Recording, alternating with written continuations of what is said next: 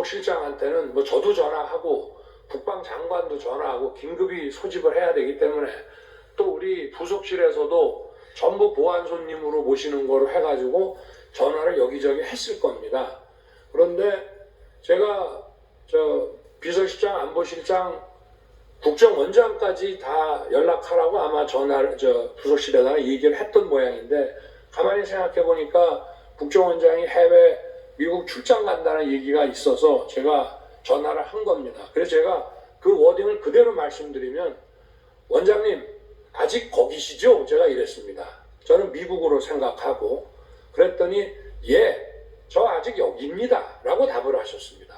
그래서 저는 그게 미국에 여전히 계신다고 알았기 때문에 나중에 말씀하셨다는 거는 그때 우리가 길게 얘기할 상황이 아니고, 네, 잘 알겠습니다, 일 잘 마치십시오 이러고 제가 전화를 끊었는데, 그리고 나서 8시 반경에 부속실장이 모시고 들어오길래 제가 화들짝 놀랍니다.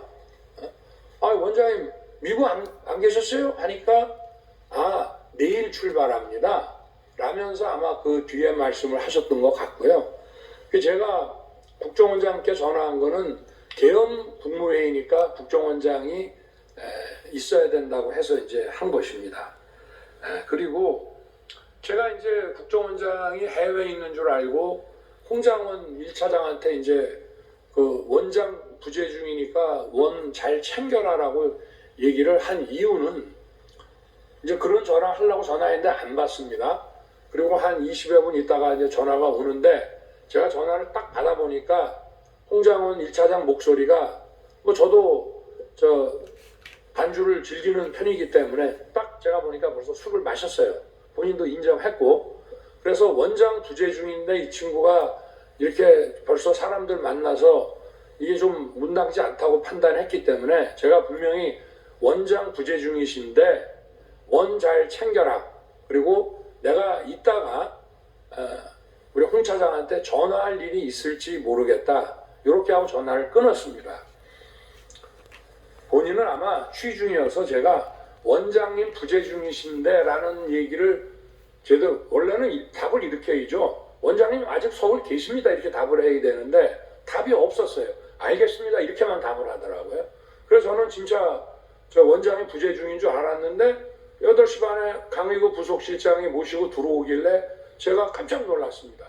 그래서 이제 쭉 그 국무위원들 와서 얘기가 이제 이어지고, 제가 아마 원장님한테도 원장님 부재 중인 줄 알고 제가 홍장원 1차장한테 전화를 했습니다라고 말을 합니다. 왜냐하면 대통령은 차관이나 또는 뭐 기조실장 이런 사람한테 부득이하게 전화를 하게 될 때는 나중에 반드시 장관한테 이 사람한테 내가 이런 용건에 전화를 했다는 걸 알려줍니다.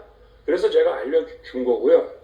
그리고 나중에 제가 홍장원에게 전화한 것은 아까 전화를 하겠다는 얘기도 했고, 또 생각해 보니 해외 출장 때 국정원 해외 담당 파트가 이런 경호 정보에 대해서 협조를 하니까 격려 전화를 한번 해줘야 되겠다고 해서 한 것인데, 저는 아까 원장이 얘기를 했습니다마는 앞전에 김규원 원장 있고 안보실장 있을 때부터 계속 국정원이 유관 정보기관인 군 방첩사를 지원하라는 얘기를 뭐 수도 없이 해왔습니다. 그런데 홍장원에게 제가 전화를 밤 10시 넘어서 이제 11시 뭐 다들 전화했다고 뭐 나온다는데, 제일 첫 마디가 이겁니다. 원장이 계신데 왜 내가 원장 부재 중에 잘 챙기라고 했는데 원장 계신다는 말을 왜 안 했냐? 그게 첫 번째 얘기고요. 그리고 방첩사령관과는 육사 선후배니까 육사 선후배 차원에서 방첩사 지원을 좀 잘 해줘라. 대공 수사권은 없지만 국가안보조사국을 대신 만들어 놨으니 간첩 정보라든가 이런 게 있고, 또 국정원은 특활비나 자금이 많으니까 후배 있는 여기를 잘 챙겨라라고 얘기를 했고, 바로 제가 국정원장한테 전화한 거는 미국 출장 못 가는 거는 그건 당연한 얘기고요. 제가 홍장원에게 좀 전에 전화했습니다. 아마 홍장원도 대통령한테 전화 왔다는 얘기를 저 원장님한테 아마 할 겁니다. 이런 대화를 제가 한 거로 분명히 기억이 됩니다. 그리고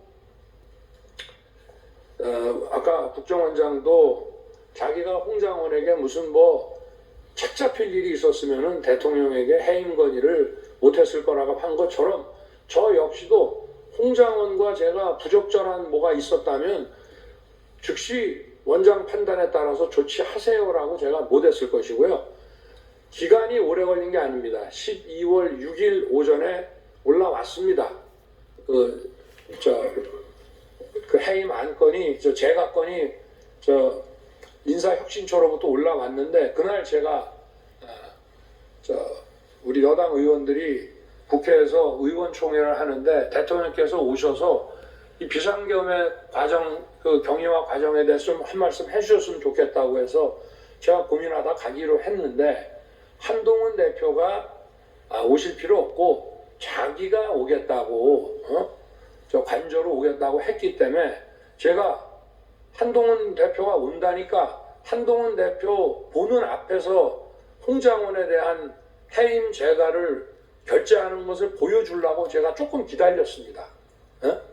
왜냐하면 마치 무슨 그 12월 6일 날 아침에 그런 기사가 났고 제가 홍장원에게 그런 지시를 했다고 막 기사가 나서 그런 오해가 생기니까 제가 한동훈 대표한테 이거 봐라. 내가 홍장원한테 이게 약점 잡힐 일이 있으면 이거 제가 하겠냐라고 하면서 들어와서 얘기 좀 나누다가 가기 전에 제가 제가 하는 데 가서 한동훈 대표 뭐 가까이 봤는지 모르겠습니다만 오라 그래서 제가 하는 것을 보여줬고요. 그리고 어쨌든 홍장원에 대한 해임 사유는 자세하게 말씀드리긴 어렵지만 하여튼 야권과 관련한 정치적 중립 문제가 심각하다는 말씀이었습니다. 근데 아까 뭐 전화 한번 한 거 가지고 원장도 뭐 여당 의원하고 전화하는데 뭐 야당 의원하고 그런 정도 문제는 아니라는 점을 이 자리에서 자세하게 말씀은 드리기 어렵습니다만은 그렇게 이제 말씀을 드릴 수 있고요. 그리고